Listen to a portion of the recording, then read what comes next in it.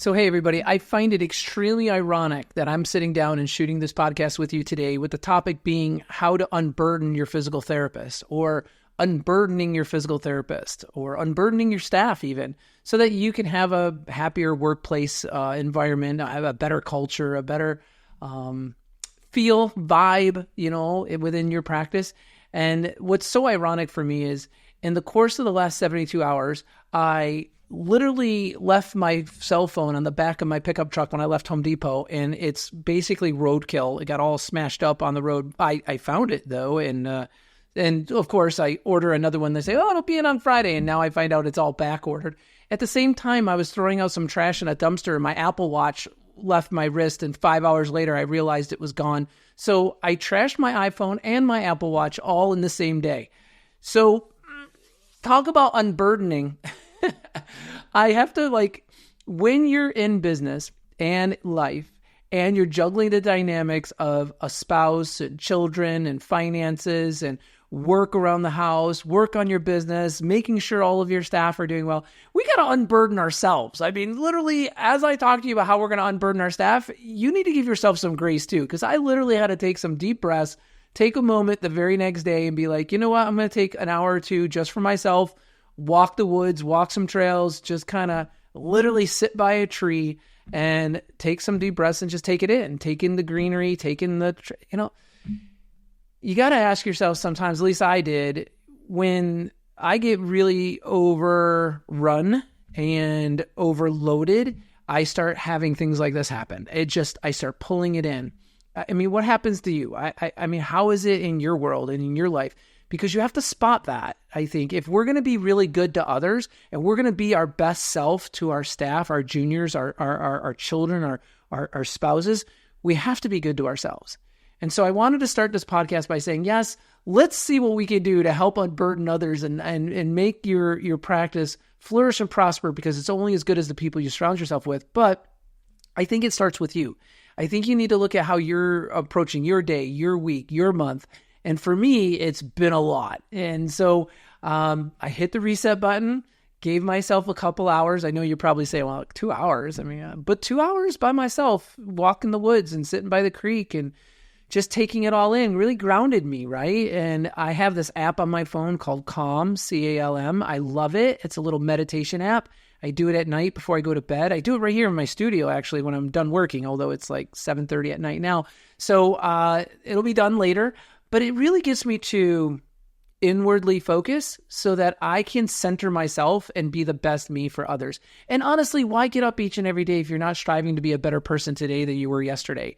I literally don't see the world of problems. I see the world of life challenges. And the better prepared you are to accept the challenge, the more successful you'll be in conquering it. So as you're running your practice, like me, I had 6 clinics, 6 nursing homes, 55 staffing contracts. I ran a company of 160 employees at one time.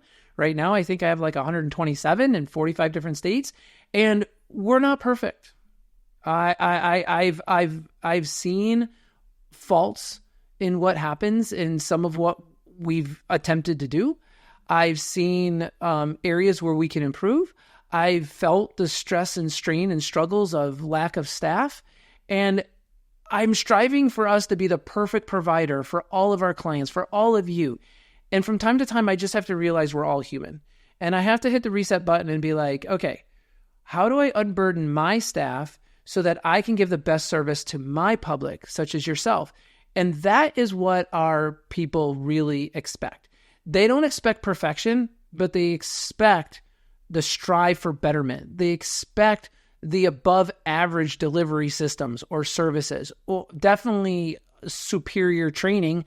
And I'll put Meg Academy up to anything that's out there. And I would be hard pressed to see something that's going to be more effective in your life and in business and in the soft personnel management skills, along with the tools, the technology, and the role play and the coaching. It's like the full complement.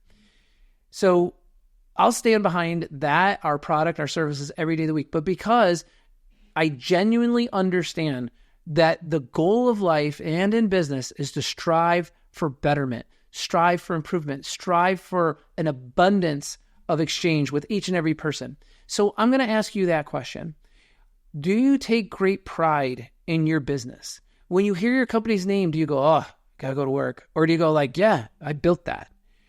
When you think about the work you have to do you think to yourself like, but I'm chipping away at Mount Rushmore, and when I'm done, I'm going to have these beautiful sculptures in the mountain face? Like, is that how you're looking at your business? Because if we're going to unburden your staff, you have to be really, really grounded and really highly motivated and excited about what you've built or about what you're building. It's the passion. It's the drive. It's the desire. It's the I own my own car. I drive my own self to work. I don't rent it. It's not leased. I own my own house. That's what it's like when you own your life. When you go into private practice, look, when you're still working for somebody, somebody's telling you when to come to work, when to go home, when to eat lunch, how much you can make, when you can take a vacation. How much control do you want to give up to other people? For a lot of people, they enjoy that, and that's fine. I'm not belittling that. That's wonderful. You take that home, you can go play soccer with your kids, you have nothing to worry about. For the rest of us, I want freedom and time. I want freedom and flexibility. I want freedom to make as much money as I want to make, and I am not bashful about wanting to work hard and make money because I can exchange better with charities, society, groups, community, and my staff. So if you seek that kind of life where you literally have the canvas and you could paint it any way you want, then you should own your own business. And when you do, you have to center yourself, invest in yourself, do these grounding things so you could be best to others.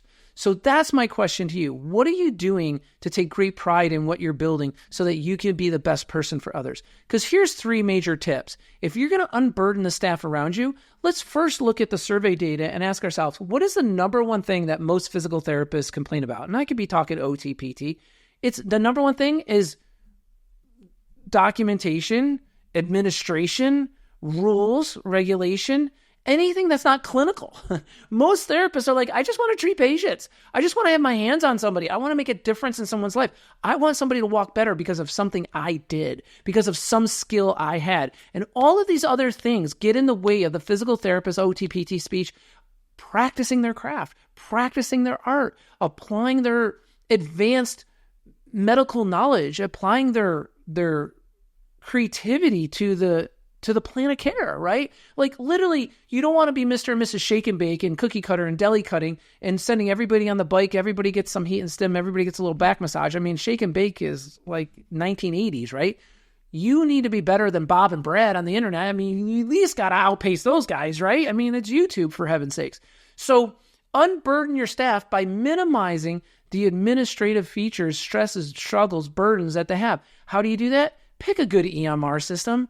I mean, literally, we have a list that we like to do billing for and we like to do virtual front desk training with because literally there are systems that are way better than others.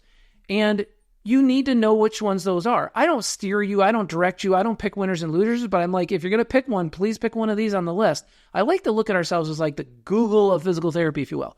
Number 2, find a manager, find an owner. I mean, you're the owner. I'm speaking to a staff therapist now. If you want to be unburdened, find a place to work where the owner is striving to unburden you in every way possible from the struggles of non-clinical care, such as, do they have AI for your documentation?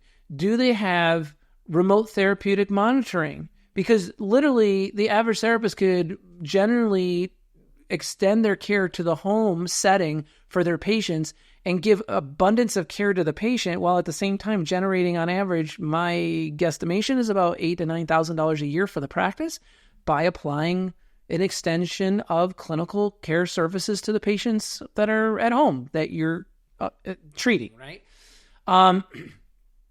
Clinical layout of the clinic, of the practice. The practice should be laid out like in rooms. Like in your kitchen, you don't expect to find a bedroom, and in your living room, you don't expect to find a microwave. So look at your clinic and where's the strength center? Where's the stretching area? Where's the balance center? Where's the mobility section? Where's the rehab section, if you will? Where's the cardio equipment? Like, does it make sense as you roam through? Have you eliminated your front desk so that you don't have to, as a clinician, deal with more personalities, deal with more engagement than what's necessary? Be a practice that is a progressive PT model that is focusing on centering patient care, having the patient care experience, having outcomes being measured by Net Promoter Score and patient surveys and objective data in your notes gives you a sense of, I'm making a difference. See, if I'm going to unburden my clinicians, I have to get them focused on the difference that they're making in the practice, not the workload that they're being burdened with or that I'm asking them to participate in.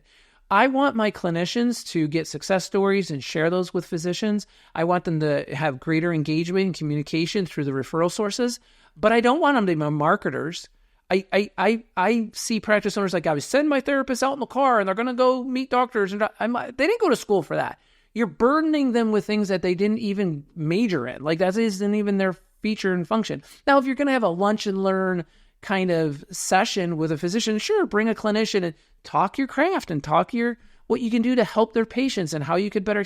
But I'm not making my therapist responsible for going out and doing drop-offs and success stories and meet and greets and stuff like that. I am actually asking my therapist to reach out from within the four walls of the practice and communicate with the referral sources that we are practicing here as an extension of your arms.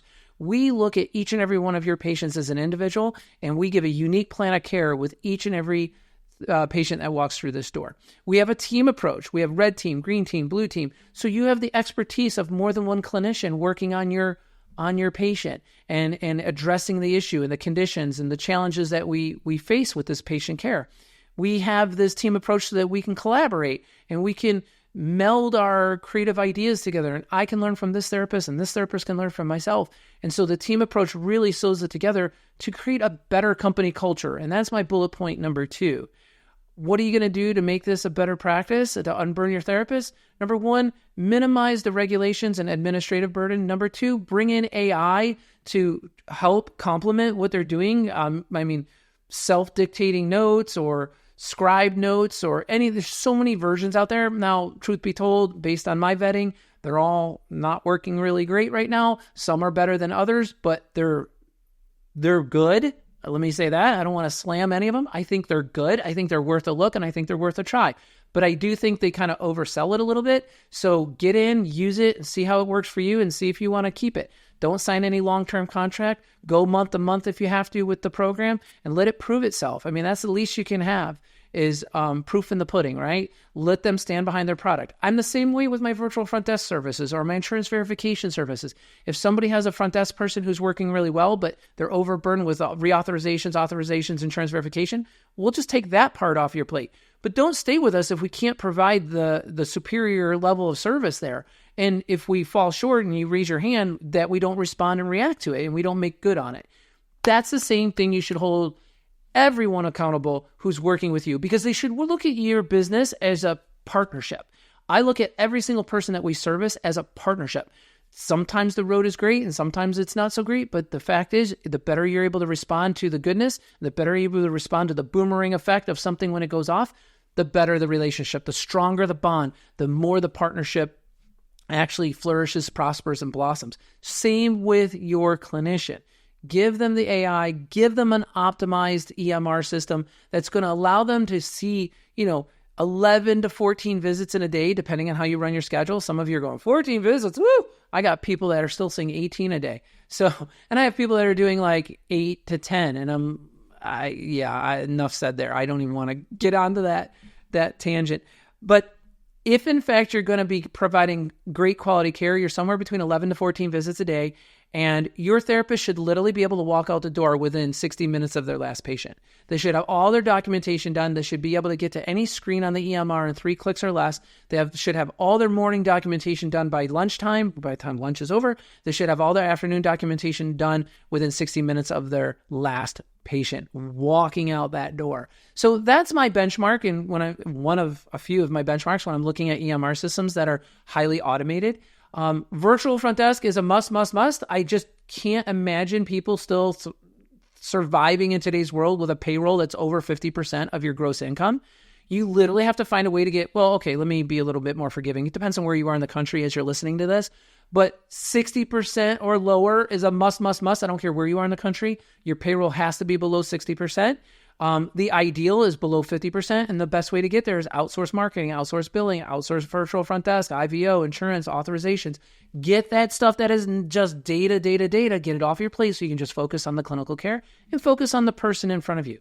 Unburdening your physical therapist, here's another tip. Give them that peace. Give them that quiet time. Give them that moment by the creek and by the tree, like I said in the beginning. But inside your practice, like pull them off and sit down once a month. Have a 10-minute meeting. Talk all about them. It's their time. If they want to talk about their kittens and puppies the whole 10 minutes, let's talk about that. You want to talk about the new floors, new rugs, new area rug they're putting in? Fine, we'll talk about that. Whatever is going on in their world, let them verbalize it. Let them vent it. It's not a beef session, but it's definitely a session for you to connect with your employee and just like get to know them better on a personal and professional level. Don't probe, don't be inappropriate, but create that company culture that they're going to be passionate about and create that bond so that you feel like, man, I'm lifting this person up both personally and professionally.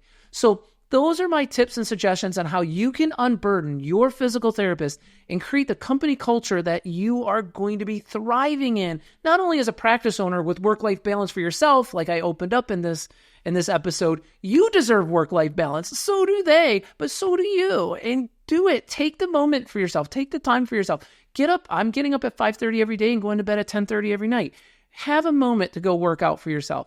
Have a moment to have a little 10-minute session on Calm for some internal meditation for yourself and just get some peace. Have some peace and strive for freedom. That's the whole reason why you went into private practice. You looked at yourself as a clinician and you're like, this isn't going anywhere long term. I may make $5,000, $10,000 more a year over the next 5-10 years, but I'm not going to have the freedom. I'm not going to make the $150,000 to $250,000 that a private practice owner typically makes when they're all in on a net revenue basis. If that's the life you want to lead and that's the numerical numbers that you want to hit, then create a practice where you're giving a greater abundance of care, a greater quality of care, a greater outcome of care with each and every patient who's blessing you with their grace or gracing you with their presence, rather, by picking your clinic as opposed to the other 10 clinics within 2 miles of your office.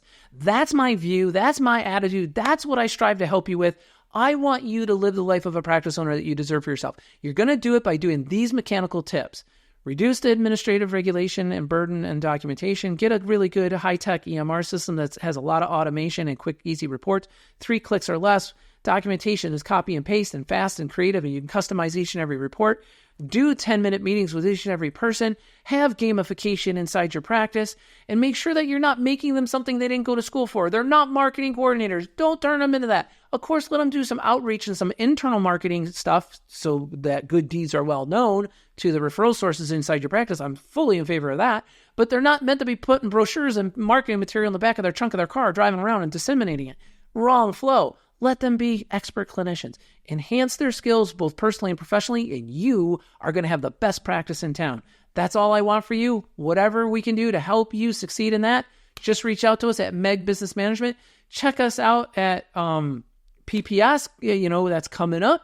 By all means, if you want to know more about what's going on in your practice through an audit or a health practice checkup, just call us here at Meg. Email Jen, Jenn, at megbusiness.com. Go to my website, click the form fill. I would love to sit down with you on Zoom for an hour and do a healthy practice assessment. And from there, we're friends. Decide what you want to do. Pick what's in the best interest for you, your practice, and your patients, your community, and most importantly, your work-life balance. I want the best for you. So start each and every day, everybody, expecting to do well.